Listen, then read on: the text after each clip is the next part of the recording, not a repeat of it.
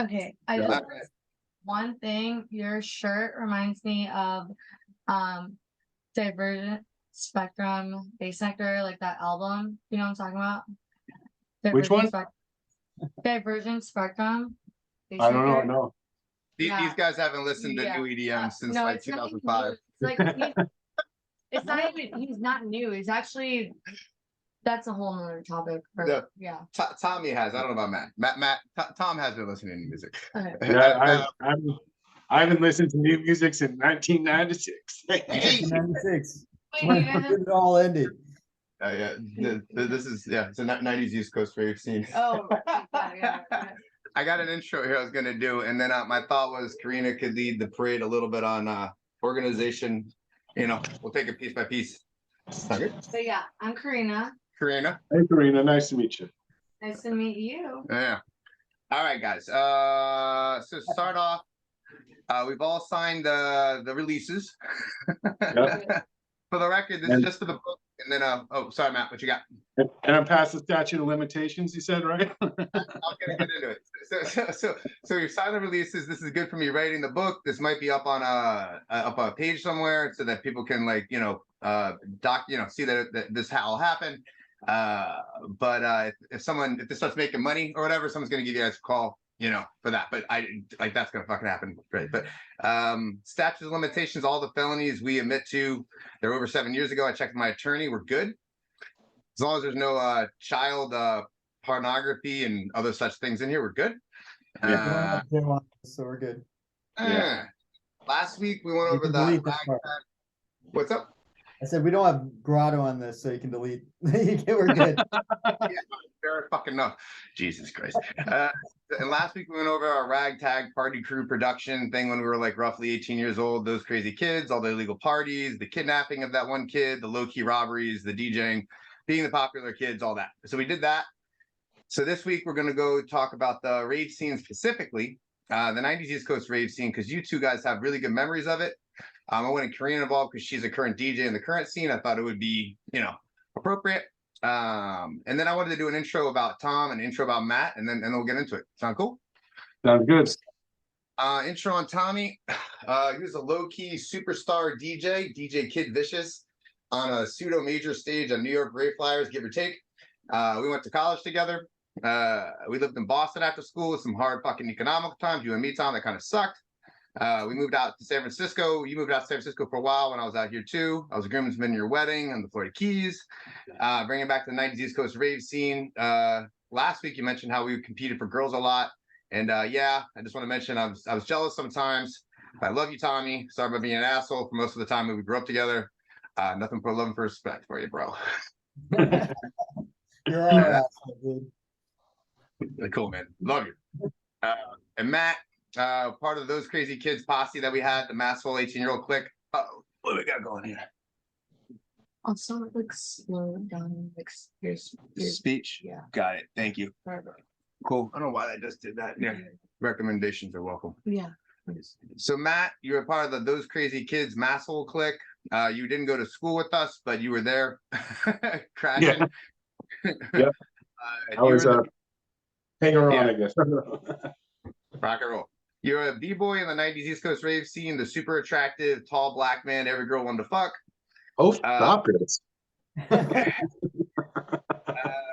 You also moved out here with us in San Francisco for a while. And then more recently during the Black Lives Matter thing, this is just topical, but you were like a real pivotal thing for me, like waking up to that civil rights movement thing during COVID. I always said, like in tongue in cheek, I'd always be gone to jail if I was younger, if I was black. But hearing your stories, I know I'd 100% have gone to fucking jail if I grew up black. So there was that. But and then there's this whole segment, Matt, kind of was motivated off of you. When I was talking with you around that time during COVID, and you were telling me all your 90s East Coast rave scene stuff, I got really, I knew I wanted to record this, but that really made me heavily motivated and psyched about it, because you started in 12 years old in New York, right when the whole EDM scene in the United States fucking started. And you were there ground floor at 12, right when it all started. So anyway, I just wanted, a lot of this I'd like to kind of aim at you when we talk about the beginning section here, about where it all began. But that's the general that's the general introduction on YouTube. Cool. Love you. All right. Yeah. Turning a heater on. So I hear it's cold out there in Frisco, huh? it's not Are you hot. okay? Yeah. It's actually, yeah, it's been cold the past couple weeks, so Like 30 degrees ish. yeah. So we could start with the beginning, or we could start with your guys' first rave. My first rave. Are we starting with me or Tommy here, or both of us? Tom, what do you think? Should we start with Matt? Yeah, he started a lot younger than I did. Yeah, I think the Matt started the whole show, and then eventually I jumped in right around the time that Tom jumped in. So yeah, Matt, why don't you roll with the sucker? Your All first right, rave, well, talk about the beginning of the scene. Well, I was a New York City skateboarder. If you ever seen the movie Kids, those were the kids I was hanging out with, like the actors and all that. The guy who made that movie were the kids I was hanging out with, skating around New York City. And basically by the time I was 12 or 13, I started hanging out with a lot of older kids, and just one time they're like, "Hey, we're going to a rave tonight. Let's all go." And I went to this rave called Momentum Illumination. It was at the Manhattan Center in 1993. I think it was somewhere around my 13th birthday. I forget whether it was right before or right after. But it was the first time I heard jungle music or drum and bass. I heard last time that you have the opinion that music got better. In my opinion, it was the best back then, when it was still raw and crispy, and lots of raga stuff going on. Like they played drum and bass, it wasn't house? Like house music or anything? Oh, I listened to a lot of house, but the first rave I went to was drum and bass. That's wild. Actually. Yeah, and like I didn't even know what it was called. I went to the store called Liquid Sky to find a mixtape on it, and I had to go in there. I was like, "Hey, you guys got any of that reggae techno? You know what I'm talking about? The reggae techno." And they're like, "Oh, you mean this?" And they put on a tape, and I was like, "Yeah." And then they sold me that tape for what, like $11, which at the time was expensive for a cassette tape. But that's when I got into it, and started really, my pants were already big, but I upped the size of them a little bit. And Sorry, I mean interrupt. Like, did you did your parents know that you were going to a rave, or like were you like singing like being sneaky? oh yeah. I actually asked permission from my parents the first time I went to a rave. I was already staying out late skateboarding because in Yeah. New York City, like Midtown was a cool place that had a lot of marble ledges and all this cool stuff to skate on, but it was during the day, it was packed to the T.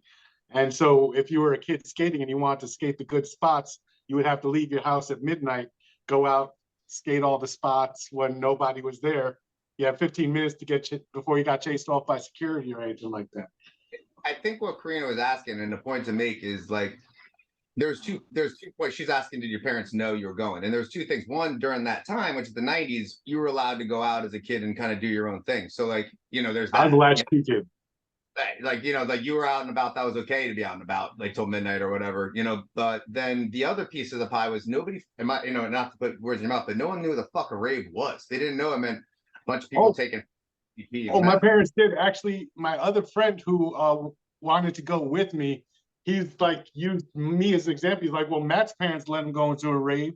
And so his parents called my dad and said, "Oh, you can't believe you're letting your son go to the rave. Don't you know that there are drugs there?"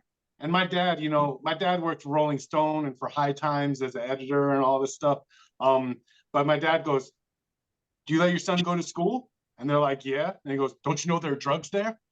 But not meth being blown like in the middle of fucking math class, Yeah. I mean, I went to school in New York City, so there was crack outside. Matt, could you elaborate? Like when we're on the phone, like you were on this talk track, and maybe you're just on it that day, but it was this whole thing about the beginning that I wasn't a part of. I don't think Tom was a part of I know Karina wasn't a part of yet, right? So it was like the scene where like the Plur or like the loft parties in New York. Well, When Fleur I grew up, hadn't started yet. I know what you're talking about.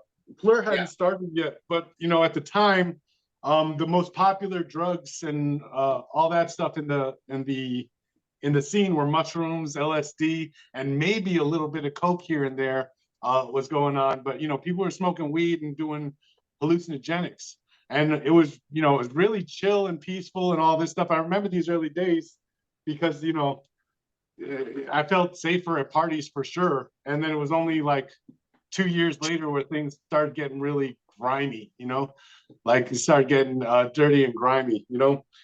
maybe But elaborate. I talk about it in the current scene, how we kind of have that hallucinogenic / a little bit of cocaine vibe now in the current music scene. But I'm like, every once in a while, I'll be like, take this exact situation and flip out the ketamine and the mushrooms and add in PCP and meth. yeah, basically that's what happened, you know, like, you know, like in 1993, I said I went to that Momentum Illumination, but for the first 2 years I was going out, you know, the only thing you could really find was like LSD. I hadn't even heard of ecstasy yet. And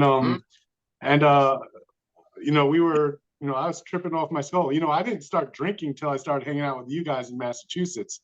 Like I was all LSD and like marijuana from 13 through 18. And you know, it was a really pure scene. Everybody was, it was like, it reminded me of how I imagined hippies, you know, back when I started in the rave scene.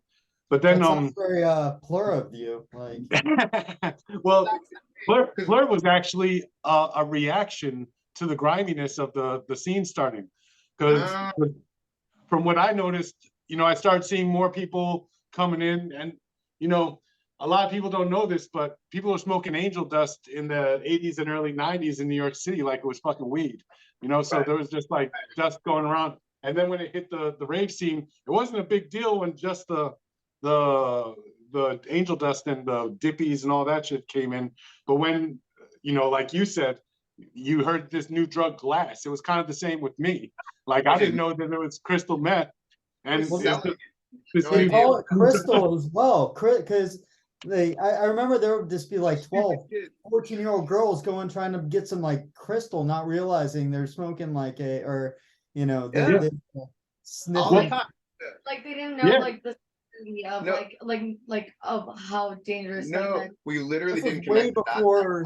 It was shocking. Like to me, it was shocking finding out that it was like considered like trailer park drugs. Like to me, like the way I saw glass and crystal meth was like the high class rave drug that, you know, like it was expensive in my eyes. It's speedier cocaine. I remember like it was almost considered like cocaine was more of a faux pas, but like glass and crystal were like the higher class, like pink champagne. I was stupid, and me and Joe and Lisa and Gina, we were so stupid. I literally was like, "Oh yeah, that crystal meth, that's another drug. This is glass."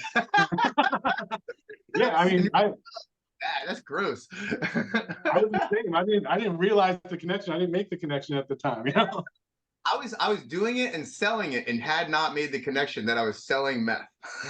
Yeah.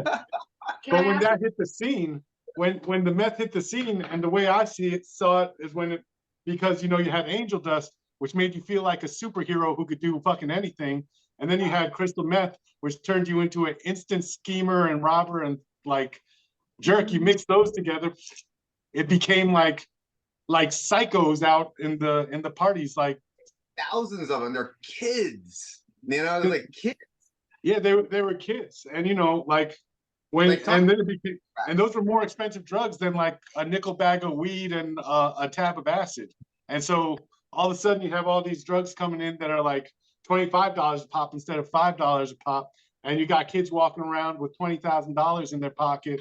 And then you know, gangs started coming, and I'm from Brooklyn, and so there was a gang called Brooklyn Thugs and Schemers, BTS, which then ended up spreading around everywhere, changing their name to Born to Steal. And then and it just like they started showing up in raves, and you know, they were like like friends of mine, but they were kids that I knew from high school and kids I knew from, this was like the early days of BTS, before like you could find BTS in like every city. And to Paul, there was a Vice, because she was saying this could maybe go on Vice, and I was like, that might be a stretch, but you know what the fuck. But BTS had a whole interview on Vice. I don't know if you remember that. You guys remember that? There was a breakdown. This is after they blew up, after the time period you're talking about. Because yeah, the Brooklyn Terror Squad, all the nicknames they had. But yeah, no, keep going. Sorry. Yeah, I mean, one of my best friends used to be one of the graffiti writers in BTS. He wrote Neo and all this stuff, but he was, you know, it was a kind of a frictional relationship because of that. Because, you know, me and my Brooklyn breakdancer friends and had beef with BTS, like on like a lower street level. And, you know, it was before they got all huge. I remember we had a huge breakout brawl at Concrete Jungle one week because actually they tried to rob me. Well, they robbed someone for my stash. We're past statute of limitations, but they robbed a buddy of mine for like my stash, a quarter pound of my weed, and then tried to start a fight. But I had my whole crew there, and we kind of they weren't expecting a fight back. He's not focusing on you. Yeah. Oh, really? Okay. So I have a question. Like, okay, I don't mean to cut you off, but like, I want to talk about like the music. Like, what was the music like? Like when you first heard these sounds, like even for you, like your experience as well. Like, I'm sorry, Tom and Matt, Tom, yeah. Sorry. Like I just want to know, like, how did you feel when you heard these sounds? Like, where it was, because it's so foreign, you know? Well, yeah, I mean, I started listening to hip hop in the 80s, and I was like into all that stuff. And then when I went to that first party, it was just because I went out with a bunch of skaters to go check out a rave. And like I said, I'd never heard it before. To me, it was reggae techno, and I didn't know what else to call it. And but that was my first experience, and I loved it. I thought it was the coolest shit I ever heard. And that was you know, I think it was DJ Odie played there. There was Shy Effects, but we were listening to all this like early, you know, raga dub jungle. You know what I mean? And I loved it. At the time, you know, every time I'd be in the hardcore techno room, I'd be like, and all that stuff. But then I'd be in the jungle room, just like start like jumping up and down is when I got really into breakdancing. I ended up finding a love for deep house and all this stuff, going to the early days of Nassau, Home, all these parties at Club Vinyl, which doesn't exist anymore. But you know, that's, you know, that back in those days, we didn't care about how we dressed. We'd show up in t-shirts, sweatpants, and sneakers just to be out there house dancing, like pop and lock and breakdancing and all that shit. Yeah, well, I love this. So there's two different things. Like I love to talk about the different music rooms that was there, like to the direction Karina was going. But also, I don't want to lose track on some of that thoughts I had on the whole gangs and everything, and how that changed the scene and how that influenced, I think, people like me coming in. But you know, because like kids emulating kids, and I remember emulating stick-up kids, you know, and that's why I ended up like kind of cutting my teeth on becoming mean and like liking it. Was but to talk on the music first, and maybe get back on that, I guess. Wait, yeah, I also like want to say, like, okay, so what year were you guys born in? 1980. I was Okay. 77. Okay, I'm so older than these guys. yeah, so, I don't mean like I know this is all about you guys, but like just a quick like preface about me. I was born in 1996, and like I'm from Chicago, so like the rave scene was like very like deep, like it's been deep, and I don't know what it's like now because I haven't lived there for like almost 4 years, but yeah, no, like drugs came from like the Trinidad, which is like a gang from like I think like I've been told it's like Chinese or something, but that's where like ketamine comes from, you know, like the Trinidads or whatever from the East Coast actually. The triads, oh my, sorry, like I'm like I don't even know. So it's like the triads. So it's like the triads. That's like the East Coast. So it was different back then. Huge influence like on what the drugs are now. I think, Oh, too. interesting. So ketamine got funneled into the scene. Yeah, from the East Coast. Like Yeah, so with ketamine on the East Coast, because I was selling it in the early days. Again, past the statute of limitations here. But back in the day, you know, there were people just jacking veterinarians to get ketamine. That's how we used to get it back in the day. Like either you had a friend who was a veterinarian or someone else would jack veterinarian. I'd get the little jars with the liquid in it, and then I'd go home, put a little vanilla extract in it or whatever flavor I want to make it, put it in the microwave for a little bit, scrape it up, chop it up, put it into little baggies, and like put it in my little bag that I had hidden next to my nuts. And don't. Well, just to jump a little bit here, because I'm just so intrigued by your experience with it, because it wasn't mine, you know, and because when I heard about Fleur, I thought that was a fictional thing. I remember going in when I got in, it was full swing what you're talking about. The way you had worded it at the time was that originally there was, you know, everybody going out and having fun, and then people are like, everyone's spending how much money? So then it attracted the drug dealers, and then the drug dealers were there making 20 G's. And then you were like, that attracted the stick-up kids. And so, and at first the stick-up kids were just like, you know, your classic New York City thugs, not ravers. They were just like, you know, clearly dressed as thugs and all that stuff, coming in and doing their thing. But you know, which was interesting because, you know, you had your ravers who were all like Hello Kitty, Karopi, bright colors, rainbows, and all that stuff. And then you had your drum and bass jungle guys like me who were in like fatigue camos and all this stuff, and just slightly psychedelic. And then the stick up kids started coming in, and they became friends with a lot of the drum and bass kids. Like you would see them rolling deep at jungle clubs eventually, and then coming to the house parties and all that, because house was kind of like the oldest school guys. Like you'd go to a house club and that's where you'd be hanging out dancing with like 30-year-olds when we were 13, you know. But you had all these stick up kids come in, and then that became a huge thing. Like you couldn't go to a party without, like, it made it harder for me to trip my brain off on LSD because I'd started getting paranoid. You know, I started getting paranoid. I was always checking to make sure my shit was on me, making sure that guy's not looking at me wrong. That guy's not looking at me wrong. I'd stand around flexing sometimes just to like show that I wasn't some sucker, you know what I mean? And it started wearing on my edge. And that's what actually, because of all that, Plur became a thing after that, because they were trying to bring back the old style of peace, community, respect. Yeah, where we were all out there just to dance, trip our balls off, and have a good time.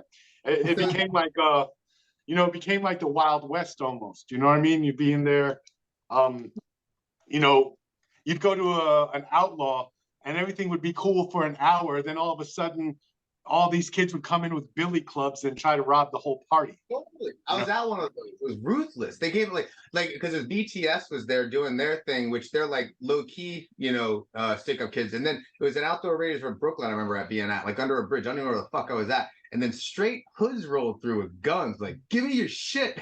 And everybody, including BTS, is running. The Brooklyn Bridge, right? The I don't remember what party it was. Yeah. Anyway. It blew my mind that they would allow people to throw these parties like underneath the Brooklyn Bridge. I remember we were at some like pier right next to that aircraft carrier, and it was like Boo 2 or Boo 3, and they would like they would get broken up at like 3 a.m. and like with the expectation it was going to be going all night into the early morning hours. So then at 3 a.m. everybody's just peeking, like everybody's pupils are just like giant. And people would just scatter all over the place. So you have all these like kids that are just fucked up beyond, like out of their mind, going on public transportation, or just getting in their cars and driving back to Massachusetts, or back out to upstate New York, or down to Jersey, or down to Pennsylvania. Because I was actually from all over the country for this. I was just with a friend, and there was a party that got broken up, and she still has all these photographs of when we were on the subway after. 50 kids on the train smoking blunts, like ripping our skulls off, like wondering where we're gonna go next. And you see these tough kids though. it was kind of funny because you had these like tough looking kids, kind of the stick up kids, but they also had like stickers on their face and glitter. I think this is important, like, because when I got in the scene, and Tom, I'd like to hear your take on when you got in the scene. But when I got in the scene was essentially when Matt said "fuck this" and tries to get out of the scene. Like the math on it would be you've been doing it for 5 years, and I would just turn 17, and then I went to my first rave at the Expo Center in Camden, big rave. I was at one before that, but the first big mega rave, and it was all these hoods, but. This was I didn't put together the math until I talked to you about it, but these stick-up kids have been going to a rave every weekend essentially for a few years, and at that point they're fucking ravers, man. They got the jinkos on, they may have a sticker or two on their fucking face, but they're still stick-up kids. But now they're liking the music and they're part of the scene.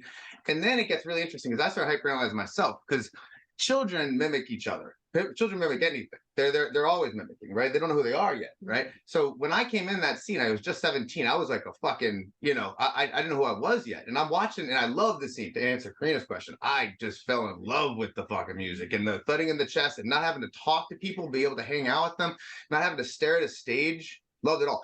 But I thought I was attracted to the scene, but and I was going to be in it no matter what. But all these stick-up kids, which was the rave, I was mimicking them. And to your point, Matt, like, the BTS tried to rob me once, and from then on out, this one kid was always eyeballing me. He was always coming and trying to rob my bag when I was extra high and shit. So it becomes this thing you have to be fronting. And I started to front, and then I started to try to rob other people because I was mimicking. And I was like, oh, how can I sell drugs in a club that nobody knows me with, and getting away with it without security finding me, just like these other kids? Like, can I be a stick, emulate a stick-up kid? And I didn't realize that's why I cut my teeth on being such a fucking asshole by the time I met you guys, was I was emulating stick-up kids. Well, by the time I was 17, I remember I went to this outlaw up in Westchester in White Plains, and at that point, I'd become so paranoid and so like I'd find myself flexing, trying to, make sure that me and my crew were always safe. That I remember we were at this party, and there was some drama about what DJ is going to play when or whatever. And a girl I knew for a while too, I'd known her basically since I started raving, came up to me. And I didn't even know that there was like friction going on between a few of my friends and whatever. But her DJ was terrified that me and my friends were gonna jump him or something. She asked me like if me and my jungle thug friends could. Oh, you broke up, Maddie. You there? Shit.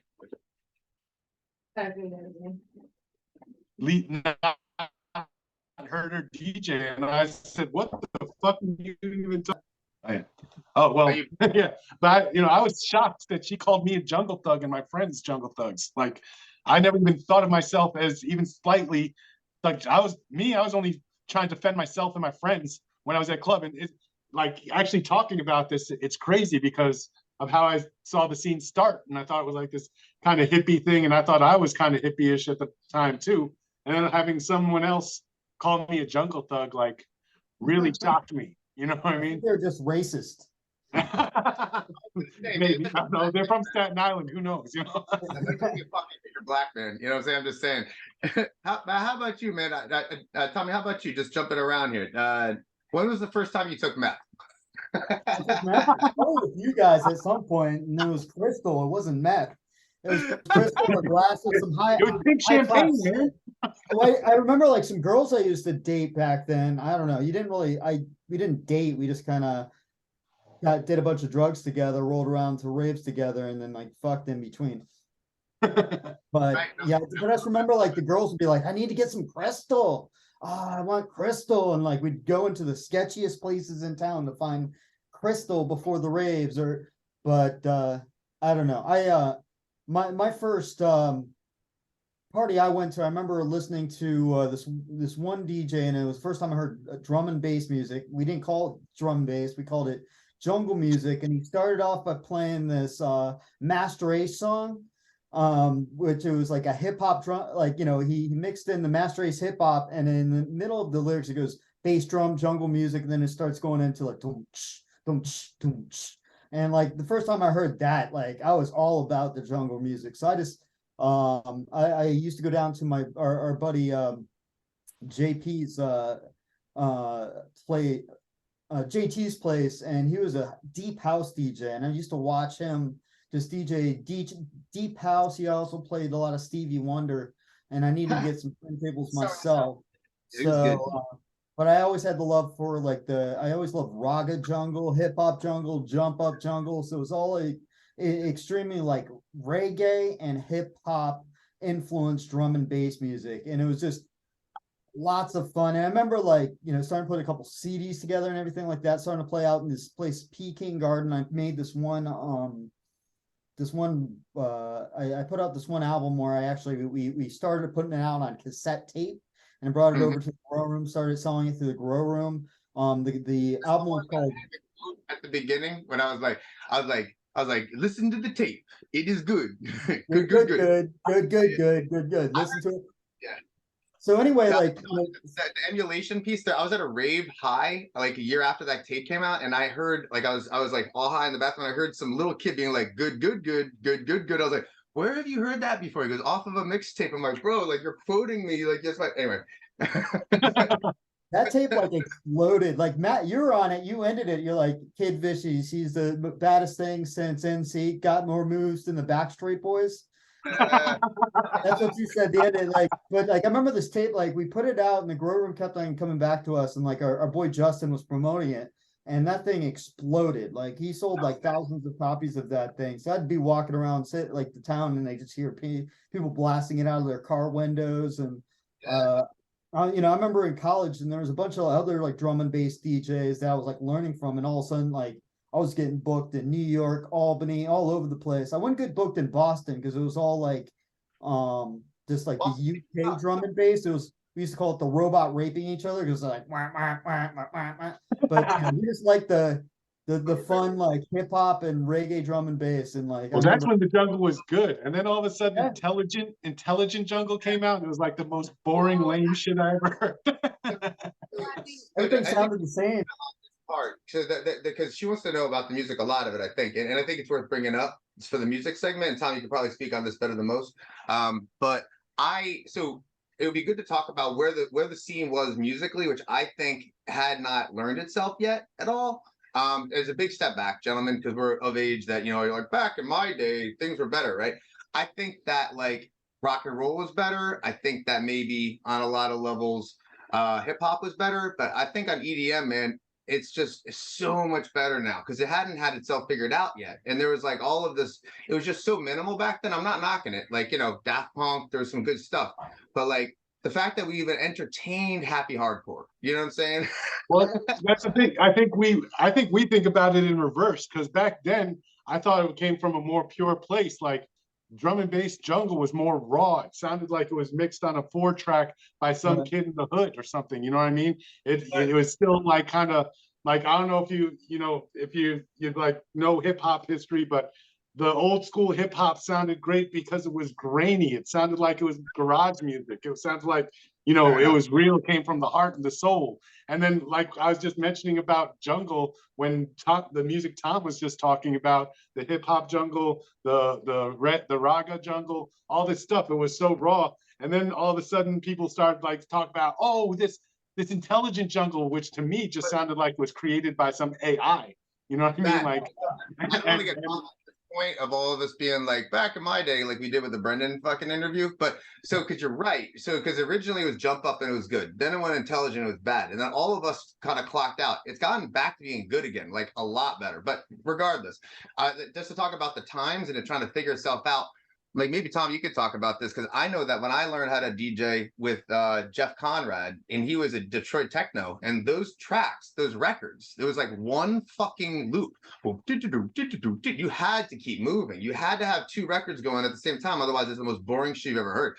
That was techno, minimal as fuck. And then you had everything was just trying to figure itself out. And then you had the rooms, which were different, right? We could talk on that. Either way, if you want to the rooms, I thought were intriguing, because they don't have this now, but they had it then. It was you had the main stage, which was the main stage. It had normal ass music. Then you had the jungle, which was never on the main stage almost ever, and the jungle was in the jungle room, and it had all the jungle characters like Matt and the Hood Rats. And then you had the happy hardcore or the hardcore room, depending on which was either like just straight psychopathic meth heads, which was hardcore, or the psychopathic meth heads that were dressed up like candy ravers, which is happy hardcore. That's where you smelled all the angel dust and saw like the Right. And then you had the trance room with everybody's on acid, and like I couldn't. That was the most annoying music I've ever heard in my fucking life. yeah. Well, that and hardcore, I could barely tell the difference at the time. I was. And the jungle room was always the smallest room to the side, and that's where all the weed smoke was wafting out, you know? Right. But it was bomb music, but you couldn't hear that. Yeah, so like was PCP like a very well like done drug?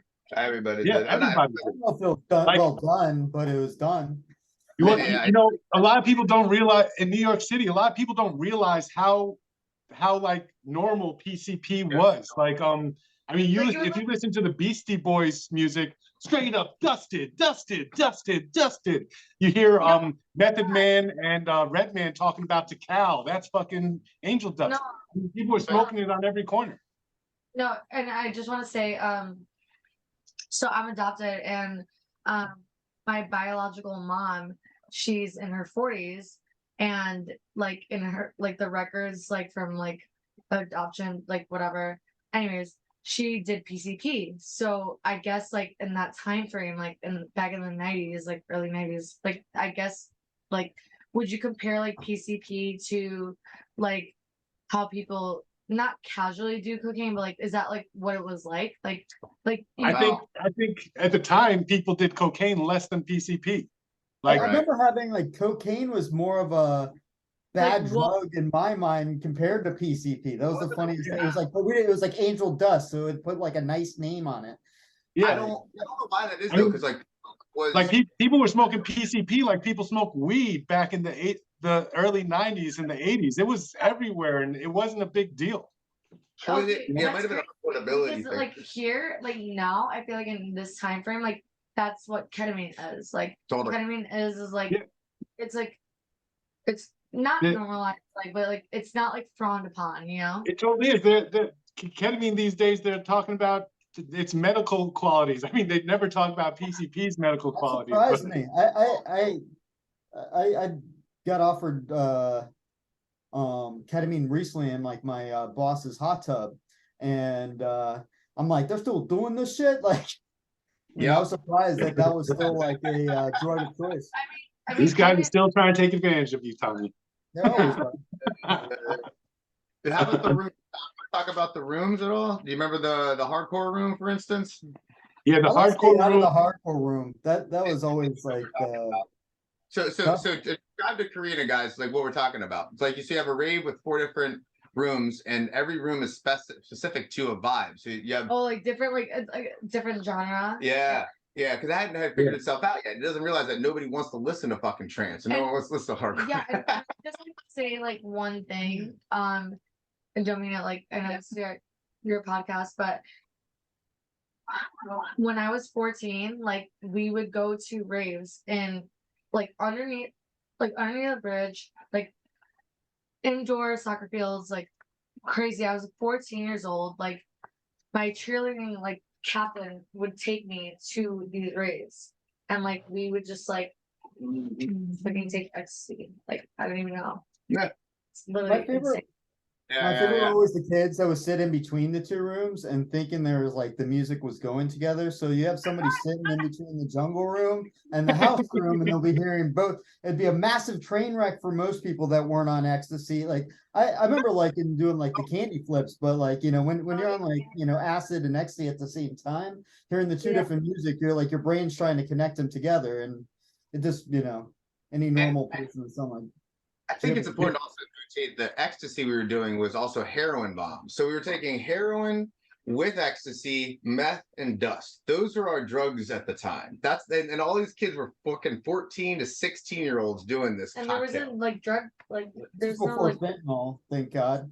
Before fentanyl, what was it? There's like no like baskets, like no, I mean no. So the ecstasy came in little pills. It was and it was East Coast. So I was party to this one. So the whole time West Coast before Molly. Rolls Royces, Mitsubishis. Yeah. Butterflies. Fake ones, like I had good, I had mediocre ones and straight fake ones, and I bought them, so I had to sell them. So then I would have like two on me at all times, and then if somebody was I was selling somebody, I would be like, how can I get them? How much can I get them for? I'm like, I'll give them half shit and half real. You know what I mean? Like, but it was all the good ones was still heroin. You know, like it was the heroin that's and so crazy. Like, yeah, Yeah. it was. It You wasn't, know, it wasn't until I was like 17 or 18, I had a bunch of friends who went to a college up in, it was called Purchase. And a bunch of kids got together and started being their own chemist. And then all of a sudden, you're getting ecstasy in powder form in like bags. And that was a Molly. And like, I'd never heard of it. And it was a lot more pure than anything I'd had before. Before that, like, you know, they'd be the good pills that I'd get were mixed with mescaline. You know, those are the fun ones, you know? Fun, yeah. Yeah, those are the fun ones. Yeah. SAS? Have you guys SAS? What's It's What's that? So SAS is like it's like one chemical compound different from MDMA. So it's like MDA. Yeah, they were experimenting with that kind of stuff back when I was 17. It hadn't become mainstream like I hear it is now. But Yeah. It's really, Yeah. it was really. I got fucked with that. So because it doesn't make you as high as long. So like for me when I was selling, it's all about did you get fucked up? Because no one knew what the fuck they were taking. That's why heroin worked out. You know, heroin and ecstasy, you get fucked up, or you put meth and ecstasy, sorry, Molly, same thing. You get wired. As long as they don't complain, you know, do you get fucked up? Yeah. I remember me and Justin, we bought a big pack of pills, and all it was an acid drop on every pill. I've gotten those before. Oh my God. I was such an acid head though, like, you know, by the time I was 16, I'd taken enough acid to be legally insane 10 times over. You know what I mean? When we were rolling, we took it all the time. That was our scene. Our scene was acid and alcohol, and we were Yeah. crazy. When we all met, it was funny because I was like I thought of myself as exiting the rave scene, but then I met these guys, which jump started me back into it. And my favorite thing to do was get a 30-pack of Ice House beer, put it in a backpack, drop like 5 to 10 hits of acid, and then just fucking party all night, like drinking the beers down. That was like having a blast, you know? To segue a little bit, DJing and the commitment. I wanted to hit you up on this one, Tommy. So, because no offense, Karina, but like these days, because she's a DJ, so like they got their like little tiny rig, and they don't even have to show up to the gig with it. They can show up with a thumb drive, you know, jump drive, and they just plug it in, you know. But in the day, you had to fucking commit. I mean, I bought my decks, and I was never like a superstar DJ, but still, I wanted to DJ because everyone else did. $1,500 for used 2 decks and a mixer, right? $1,500 about that, right? And you had to go, how many, you were doing a gig about every week, so you had to lug these 2 big ass fucking decks. You had to lug the mixer, and then you have at least 1 to 2 milk crates for fucking records. That was before like back then we would just show up at a party and we would just lug all of our records with us. Like we always had us and a couple friends, like each carrying a crate, and you show up with crates of records, and they always had 2 Tech 12s and a mixer. And you always have to figure out the mixer. Oh, I know that one, or it'd be some random mixer, and you have to, you know, talk to the DJ in front of you, and they'll be like, all right, the headphone like volume's down here. And you always had to do headphone, like, because, you know, they didn't have any like sync or anything like that because it was actual vinyl. So, you know, you had to match the beat and you know, screen to like nothing. No screen. It was all like here. So that's why you always had the one headphone in, and you know I learned how to. A little red light that would blink. You'd be like, "Let me try to match those." Yeah, no, you just got really good at matching beats, and I started with drum and bass. You know, jungle. I play all types of music now. But yeah, I just remember like I thought that you had to match the beats and keep them matched for as long as possible. So I'd do these, like what they call them blends or mashups today, but I'd take like hip hop tracks and put them on top of a drum and bass track on top of the hip hop track, or, you know, and I learned from, I remember like, you know, opening up for like Odie and a bunch of like really big kind of jungle DJs. I remember when I was in college, I opened up for Meth Man and Redman at the Spring Concert or Spring Fling that one time. I think I remember that. And yeah, so like that, you know, that was fun. Like you know, like I remember that there weren't a lot of DJs that did kind of a lot of raga inspired or dance hall inspired or hip hop inspired drum and bass. So like I was able to kind of stand out and get a lot Like of gigs. who taught you? Like who taught you? Like what? Like transpired? Like how did? Like why did you want to do that? How'd you Well, get like, started? because well, for one, like I'm in college and like the DJs always got all the girls. So instead of learning That's why it was good to hang out with Tommy. yeah, like I'd be like on the turntables. I look up, like I'd have this girls like surrounding the turntables, and Really spit game, and he just fucking had it thrown at him and shit. But like how did did someone teach you? Like do you remember? no, like we didn't have like you teach by other DJs. So there's always like we always had like a couple DJs crews that we would hang out with. There's this DJ, there's a drum and DJ Max, drum and bass DJ Max that I learned from when I was in, and he'd come over and just DJ. We'd have parties and take drugs and just like like 10, 12 people hanging out the house like until like early morning just listening to drum and bass. You said you were born in 1996, right? Yeah. Well, back in 1996, the way the scene was, the way we'd hang out, like I was a break dancer, Tommy was a DJ. You'd meet these people at raves. This is before we had social media, before we had internet. We definitely didn't have cell phones or anything like that. So we definitely, those days we hung out together a lot. Like when we lived in Massachusetts, when we'd be hanging out at the house, Tommy's DJ set was set up, and then you'd be able to just fuck around on it if you were, if Tommy was high enough and would let you. And we always have people coming through constantly, like, well, let me get on. Yeah, There's exactly. a bunch of So DJs would watch each other and learn off each other like that. I've got friends who also became big DJs in Europe. Toughest was a big drum and bass DJ who was one of the kids I brought into his first rave.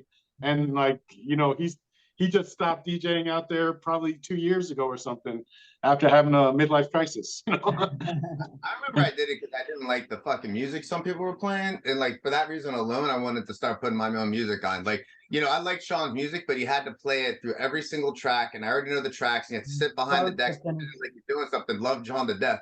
And then like Brendan would play like, put your hands up in the air, put them up in the, like. He would always do the cheesiest shit, yeah. So I got a great story though. Like, and I don't know if you remember this. I think we all were there. We were at the Asylum Club. I was in the DJ room. I finished my set, and they had DJ Kyoki in the other room. Now, if you're familiar with Kyoki, they kicked him out and they threw him on the curb all bloody nose. No, Kyoki was. If you ever saw that movie Party Monsters, so I remember Kyoki was like a huge DJ. He's actually in the movie. He was played by Fez from that 70's show. Okay. And so like it was a rave where we couldn't bring in, like, there was like, there wasn't a bar or anything, but we all smuggled in a bunch of alcohol. So we had a bottle of whiskey, and we're on stage with Kyoki, and they have these jumbotrons like all around the dance floor, and Kyoki's like, yo, can I have a shot of that whiskey? And I think it was Sam and Joe, and they're like, and it was like Justin, Sam, and Joe, and they're like $50 for the shot. Yeah. Like, give me a shot, give that to me. We're like $50. And Kyoki's sitting there DJing his set, and he gets so pissed off, he's sitting there like swearing at us, like putting his middle fingers up. You're like, fuck you. We're like $50. You want some whiskey? You want some whiskey? And you just see like the music just like start to go out and everything. He has to run back and like move on to the next track. But I just remember like, we're kind of ruthless like that. And that night, Justin started throwing fucking pennies and quarters at his record so that it would skip. Yeah, I remember throwing quarters at. We were in Boston at a rave, and they had Goldie up there. Goldie, like, it was a huge drum and bass music.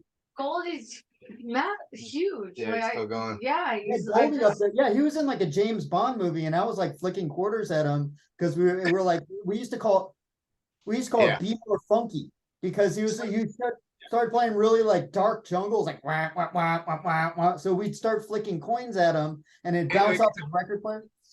So the flicking, just so you know what the gig is. So because there's this thing about the old school versus the new school. There's a record at all times. Like now you can't put a record on, but you had to have a record on with a needle, and you can fuck with people with the needle by throwing quarters at the needle because it skips the fucking track. So you're in the audience throwing quarters to fuck up the DJ to hit their fucking record and make them skip and make them look like an asshole. That's so wait, Goldie, that's like crazy. Like I just saw him play at 10:15 at the venue in San Francisco. It was like earlier this year. He's Still doing it. Yeah. DJ is doing it. What is he, like Yeah. 50? Wow. But they're good. I'm surprised he's still doing it. Yeah, I remember seeing him in a movie and being like, that dude's in a movie? Yeah, Goldie was in a movie. Which movie was it? he was in a James Bond movie. He was actually a villain. I got Was he? one for you guys. Yeah. I got one for you. So so Wasn't he we in were like Lock, Stock, and Two Smoking Barrels too, or some shit like I think that? He was in that one too. Yeah, no. that was a But- fun movie. So Movie. yeah. So there was Just a thinking up, yeah, they had some drum and bass music on the soundtrack. Lock, Stock, and Yeah.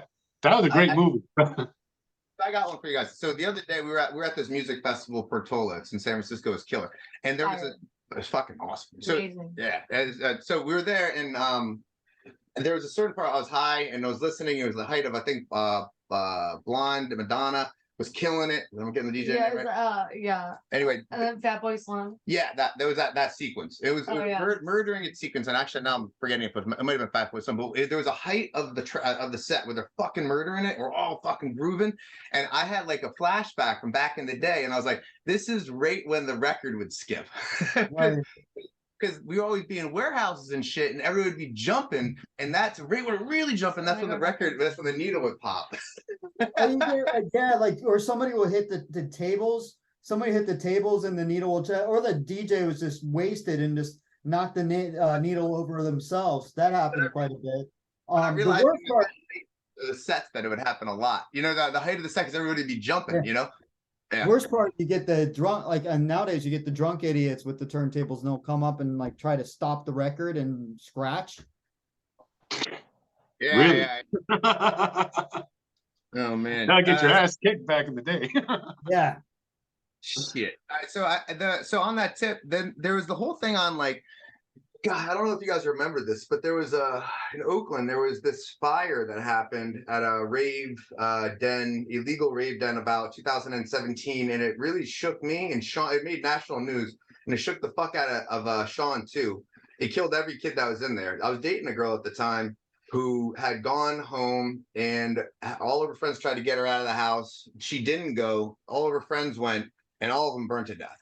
And it was one of these rave den illegal ones. I was going to ask you about like your guys' experiences with this. But the rave, like I remember like us always doing illegal stuff, illegal venues at illegal spots. And I was going to ask you guys like what your sketchiest memories were, because my memories were almost the same situation like that was, which was that was in a upper level, but usually I remember it being in a basement level with a tiny little stairwell that went down to a basement level that had 500 some people or 1,000 some people, and that's the only exit, and then everybody's on like the electricity's been jumped. It's all maybe it's been spliced. It's illegal. You got a bunch. Everybody's smoking Newports. You know what I mean? Behind electricity, electric decks. Everybody's wasted. It was just a fucking death fucking thing ready to go. I got a couple. I got one specific I was going to talk about. But like Tom, do you remember Matt? Do you have any good ones? Like really horrible, like. Oh my God, we could have died easy. Because when that happened, I was like, fuck, that hit home. I was like, man, those motherfuckers died. That could have been us. And Sean had the same reaction. I don't know if you remember this story. Well, The time I mean, I definitely saw people, die down, I forgot exactly where it was, but we were down by the river on like the east side at some outlaw down by the piers. And, I saw like 2 kids die that night from overdosing. And then later that night that's the Billy Clubs and BTS coming in. Basically they took out all the security. They took security out and everybody. There wasn't, it was fly-by-night security, but they like beat down the security with Billy Clubs. And then like a few of them had guns trying to hold everybody up. I mean, I don't know why me and my friends got a pass, but we just kind of left from there. We didn't want to be a part of it, but You know, I remember seeing a kid twitch out all pale. Nobody had, like, again, we didn't have cell phones back then. It's like we couldn't call for help. You know, we couldn't like get an Cell ambulance over yeah. there. We didn't really have cell phones back then. Yeah. I remember going to a rave. I want to take this real quick before Karina gets, because it's a dirty topic, but body count. You know, like the amount of people that died. You know what I mean? Like she's not gonna want to hear it, you know, but like I was thinking through like how many people that I can count, and it's a lot. But then we didn't have social media. So like the only ones I know are the people that we knew. Like the amount of people like me and Tom, we were at some random girl's house that I ended up hooking up with one of the girls, and you were more friends with the other one, and one of them died, not the one I was dating. But like I only heard that because of you. Like we didn't like, there was Christian that died, Justin that died, Max died recently. I mean, there was a body count, right? I mean, like, because you know. Well, this isn't a death, but I used to hang out in Washington Square Park in the 90s, like during the days and all that stuff. And I remember this kid, Skittles is what we used to call him. He was like a tall black gay dude. He disappeared for like a few weeks. Nobody knew what happened to him. And then he came back. He had 2 black eyes, bruised all over. He was all fucked up. And what happened was 2 fucking glassheads thought that he stole their stash, and they kidnapped him, kept him tied to a chair for weeks, pulled out all his toenails, all this shit, like fucked him up. And then like on some just fucking, they ended their fucking 2-week tweaking binge and let him go. And it was like one of the scariest things I ever heard at the time. I think I was like 16 or 17 when that happened. Yeah, I remember like hearing about some. Why didn't we do that to Chris? Yeah. I remember hearing like really dirty stories of raves that we went to. Like, you know, you hear about like girls getting raped. Some guy tweaked out and bit some chick's nipples off. There, I don't know if they're like urban legends, but I remember like, you know, hearing about that shit quite often and be like, that was dirty. I remember. I remember a girl got raped by a guy that everybody knew. And I had even heard of it. It wasn't anything that I was involved in, but I had heard of it. And then this one night when we were at Coney Island High, they fucking, a bunch of dudes found that guy. And, you know, back then, like that's when like homosexuality was okay. And we had gay thugs, and they fucking took him in the bathroom, and one of the gay thugs raped him. Like, fuck out. It was like a raw fucking night. That dude was crying his ass down by the Astor Cube, like after getting fucking run up in at that nightclub. Yeah. Whatever. Fuck him. Yeah, exactly. You know, like that was karma for sure. But like, so how about the mega raves? Because like, I'm sorry, did anybody else got some horrible shit on that? Well, I remember there was, you know, this wasn't so bad, but I remember like I was going to a DJing party, and you were with me, Sammy, and our friend Katie was with me, and it was in like nasty, like it wasn't in New York City, but it was right outside of New York. And we get down there, and I remember they didn't have like, the turntables didn't have needles and everything, so I never got the DJ, but I had to like chase after the promoter to get paid. You got like pulled up by security and pulled into a room, Sammy? Yeah, I wanted to talk about this one. This is a fun story. Yeah. Yeah, you got like you got jumped by security, pulled into a back room, and you had to like talk your way out of there. I remember we left the party to go. We left the rave. We didn't call them raves. We called them parties. I remember that. Rave was cheesy to us. So we go to a bar. You know, while like after I was supposed to DJ, went to a bar next door, and we're coming back in. And the security at the rave were like, he's the DJ, he can let back in. They're like, well, let me see your wallet. I remember them taking money out of my wallet and handing me back my wallet while we were going in. So I remember just losing money as opposed to even getting paid at that shitty ass rave. I want to talk about that rave too, because that was such a timepiece clip. I was gonna write the whole night up. So do you have any more memories on that one? I just remember getting held up by the security going back into there. I remember like not being able to DJ because there's like they didn't have the turntables hooked up to anything upstairs. I remember that, and you couldn't find the promoter. I remember that. And the promoter refused to pay anybody, and it was just super sketchy. So we skipped out of there. So from my standpoint, I remember that being the height of my drug dealing, my club hustling drug dealing days. Because I think we were just about to, we hadn't graduated yet. We were about to graduate. So it was like, but because all right, so take a step back. My memory, just to touch base on the drug dealing, because BTS was such a solid click about this. I remember real. Oh, pop on there. Oh, Are you good? yeah, I was gonna like. Yeah, yeah, we're good. Cool. Yeah, but yeah. So you wanna go hang out? We have a whole party in my bedroom right now, so she might need to pull out over there. But but I'm gonna tell. So this is a story. There we go. So let me. So this is a story that Tom was just bringing up about this grimy ass spot, this grimy ass rave. But I wanted to talk about this. So the drug dealing. So BTS was the crew, and I remember real avidly the mega raves. Like you come in and you would watch the whole scene in slow-mo. At least I would, which was you'd have a bunch of like out-of-towners, like people from the West Coast that don't know better, or like the Midwest, some rave scene, and they just came to a New York rave and they don't know no better. And they're, they maybe New have York, like we call them the Bridge and Tunnel. Bridge and Tunnel. So they have like 100 pack of pills, but they're not bagged correctly. Because if you know what a New York scene is, you have thugs and everybody eyeballing you, and they're going to rob you. We just went through a horrible scene of like all the rapes and shit that happened at the scene. But but what would happen? Slow mo would be you come in and you could be able to watch because it'd be like 1,000 some people, 2,000 some people, and you'd watch some Midwestern cat like, oh, you want ecstasy? Here's the ecstasy. $20. Give me the $20. Like this, and you just sit there and watch. Just slow down and watch, like it's a television show.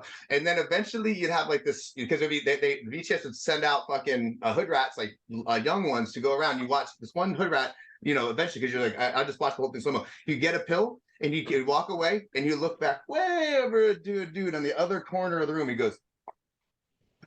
That happened to Sean. I remember that happening to Sean. There you go. Light down. Oh. All good. All right. I got you, Tommy. Keep going. I remember having that Sean. Sean was selling pills, and but this was in Massachusetts, and like all of a sudden, all these kids kept on coming up to him left and right, and he was just way out in the open. Next thing you know, like a bunch of kids come in and like throw him out. Luckily, he didn't get like arrested. I'm so surprised all y'all didn't get arrested. Like I know. When I was dealing in drugs, we had to set it up like I'd have to have 3 friends. Like, oh, you hold the drugs, you hold the money. We're gonna pass it off where nobody can see us. Like this is because you had that BTS danger where somebody's watching you make your deals. So you didn't want to be holding any cash. You were either holding the drugs or the cash. You weren't holding both. You guys, sorry, the acronym BTS. Oh, Born to Scam. That's the click. Born to Steal. They started as the Brooklyn Thugs and Schemers. So it's like it was like low key. They weren't like straight stick up kids, but they were like where the rave scene met the stick up kids, and it was like a gang that would go in there. Got it. Yeah, so like the people who were selling drugs that were not affiliated with like the rave scene. They became affiliated. They became affiliated. They started off like these are my hometown kids. Like so, these kids started.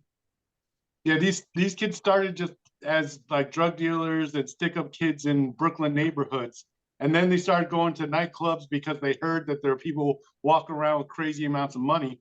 And so they started coming into the nightclubs.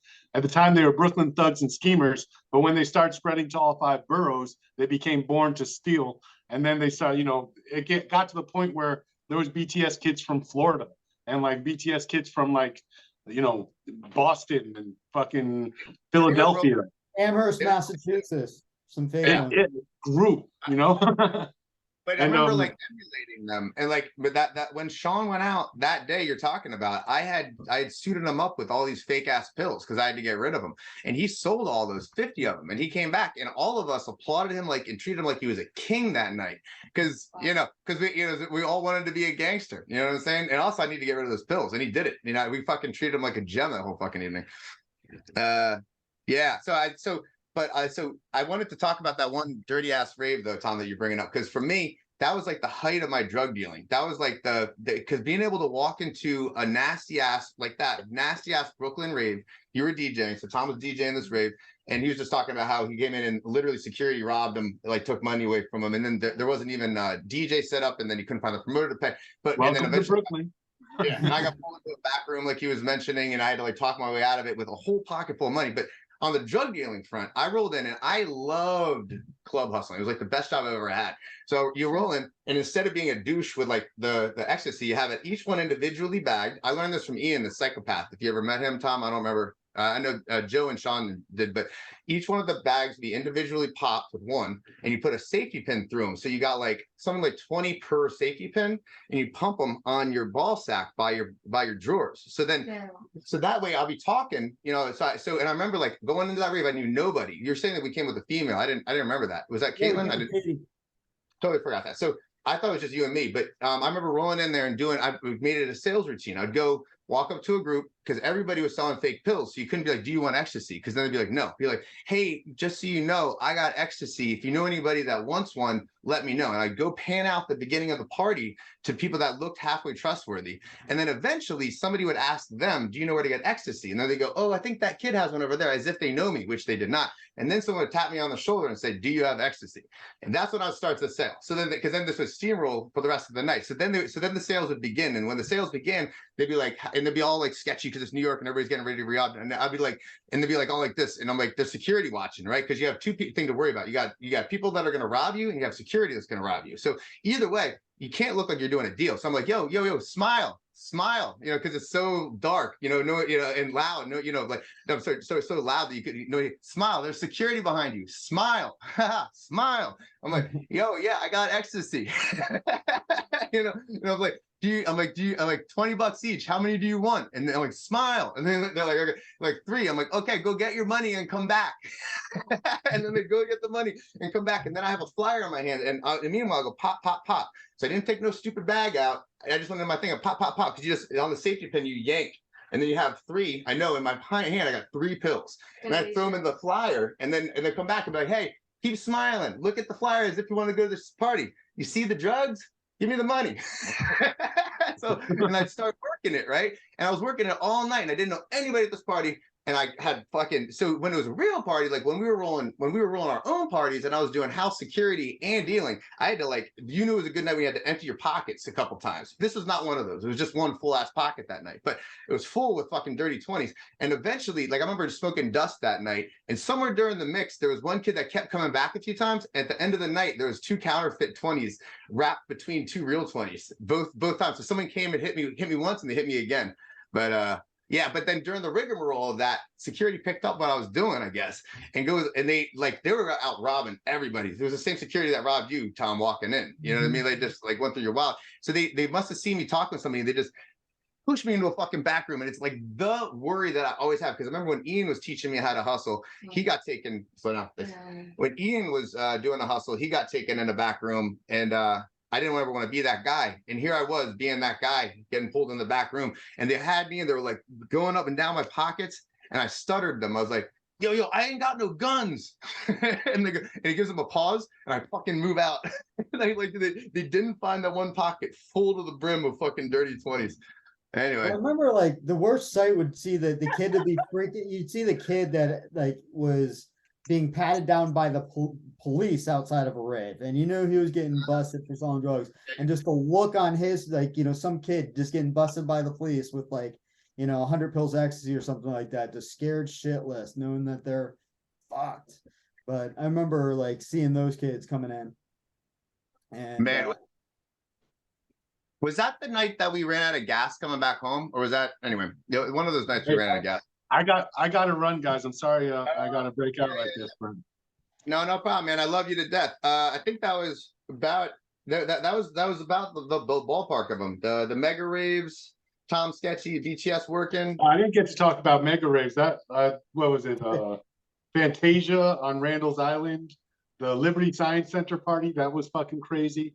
But yeah. Sorry, I got dipped like this. Got to pick up. I think that was literally it, guys. The only other thing was like talking about music per city and all like that, but we could do that shit offline. Yeah. Yeah. Okay. Well, yeah, thanks man. for having me. Yeah, Matt. Okay, I'll cut with y'all. I'll finish up with Tommy, so we're not so rushed. But all right. I love you, bro. I'll see y'all later. Peace. Take care, brother. Good to see you. Later. Likewise. Cool. Tommy, thanks for actually, yeah, I can rap with you for a sec. We can do this. because only the other things was music related anyway. Shit, that was fun. You still have a party of people in your bedroom? I got a cut here in a sec, but the last thing I had on here was just I don't know. There was I think just the fact that it was like every city had its own music, and I was brainstorming on it. It was because each city had only like 1 or 2 record stores, so you're relying on like the entire city's vibe is off of like 2 guys' taste, basically. Right. Because because a DJ has to buy records, meaning they have to buy locally. You know what I mean? So I always thought that was funny. That's why like Breakbeats was DC, and I don't know. Do you have any thoughts on that? Well, I remember there'll be like you'd go to used record stores, and I remember that the Grover Room used to bring in drum and bass specifically for me, and they had like a line to some like raga drum and bass, but it'll always be white labels, or it'll be a label that just has like a corkscrew on it. So you'd have to go to a record store and just pick up a stack of records, go there and just listen to it and listen to it and listen to it. I remember then like we'd travel down to New York and go crate digging for records. I remember there was this one record that had this drum bass record that had a sample from Ghost in the Shell, this old Japan anime movie from years ago that I searched for everywhere, and finally found it like Satellite Records or a random record store in New York City. They picked it up, but it was like full on crate digging to find stuff. So and then anytime like you play a song that was like off the chain, like you'd always like all DJs would come up and they'll be looking at it and trying to read what was on the record, but half time those white labels didn't have anything on there, so you just say people be like, what's this, where'd you get that? And you're like, you don't even know what to call it because there wasn't a name on the record anyway. It was just like some rando but you'd spend hours just crate digging through things until you kind of assembled a set list together, and that was kind of the fun of it, just spending hours in record stores listening to music.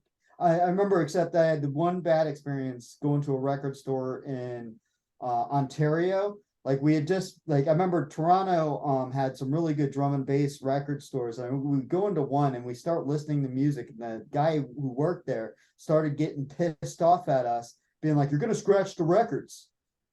And I'm like, "How am I supposed to know what this record that doesn't have a label on it is?" Without and I remember going to another record store up the street, and they're like, "Oh yeah, I think the guy lives in the back."